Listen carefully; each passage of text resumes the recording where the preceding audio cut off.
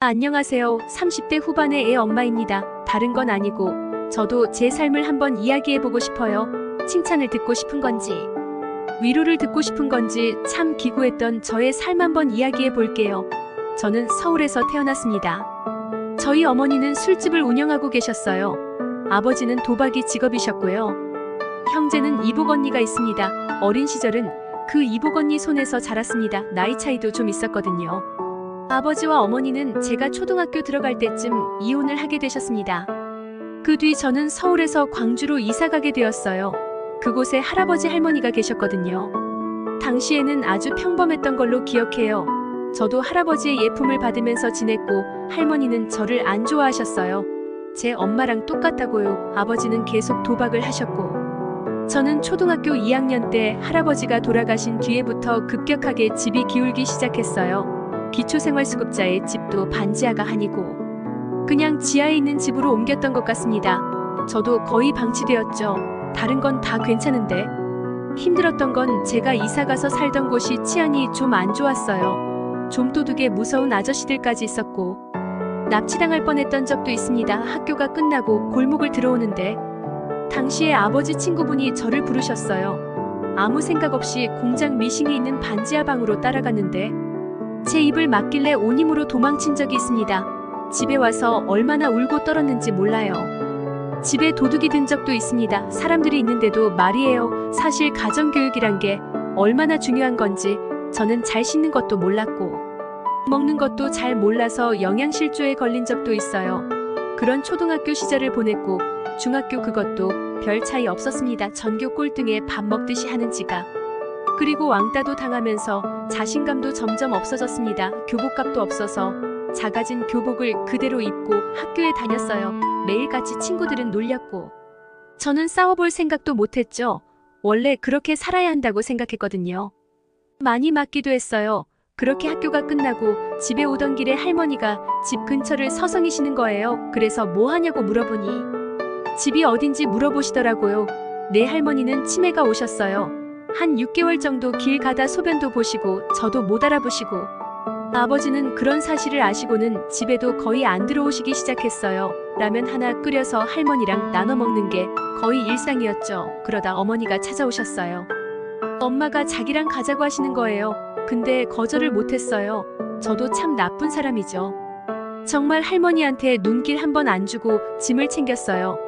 낡은 옷책 구멍난 신발 작아진 교복을 챙기는데 어머니가 우시더라고요. 저는 정말 뭐가 잘못했는지도 몰랐는데 말이죠. 그렇게 저는 할머니를 두고 나왔어요. 서울로 다시 올라가는 버스 안에서 얼마나 울었는지 인사도 못한 게 아직도 가슴속에 한이 듭니다. 저는 서울에 왔어요. 엄마랑 살기 시작하면서 새 집에 내 방 새 교복과 새 신발 깨끗한 옷과 처음 가져보는 컴퓨터방 2개의 집 다세대 주택 2층이었는데 아침에 들어오던 햇살을 잊을 수가 없습니다. 그렇게 서울중학교에 전학을 가면서 전교 꼴찌만 하던 제가 학원에 과외 정말 열심히 공부했던 것 같아요. 밤늦게까지요. 사실 매일 밤 잠을 잘 못 잤어요. 도둑이 들어서 내 옷 컴퓨터 가져가면 어떡하지라는 불안감도 있었거든요. 성적도 꾸준히 올랐고 저는 반에서 3등까지 할 정도로 노력하며 살았습니다. 어머니도 좋아하셨고요. 그렇게 행복한 나날을 보내고 있는데 아직도 선명한 꿈 하나가 기억이 나요. 제가 학교에 가고 있는데 저희 할머니가 학교 앞에서 두리번거리시는 거예요. 제가 그 모습을 보고 나서 골목길로 도망가는 꿈을 꿨어요. 그리고 며칠 뒤 할머니가 돌아가셨다는 연락을 받은 적이 있습니다. 아직도 이 꿈이 잊혀지지가 않네요. 마지막으로 저를 보고 싶으셨나 봐요. 저는 또 도망쳤네요. 그렇게 저는 고등학생이 되었고 그때쯤 엄마는 남자친구가 생기셨어요. 그분은 저에게 용돈도 주고 같이 놀러도 다니면서 잘해주셨었고 저도 참 좋아했었는데 어느 날 밤에 누가 제 허벅지를 막 더듬는 거예요. 그래서 깼는데 그 아저씨가 제 몸을 마사지하고 있었어요. 공부하는데 수고했다고 안마해주는 거라고 그러더니 저에게 입맞춤을 했어요. 제가 미쳤냐고 소리치면서 거부하니까 그 아저씨는 엄마한테만 이야기하지 말아달라면서 방에서 나갔습니다.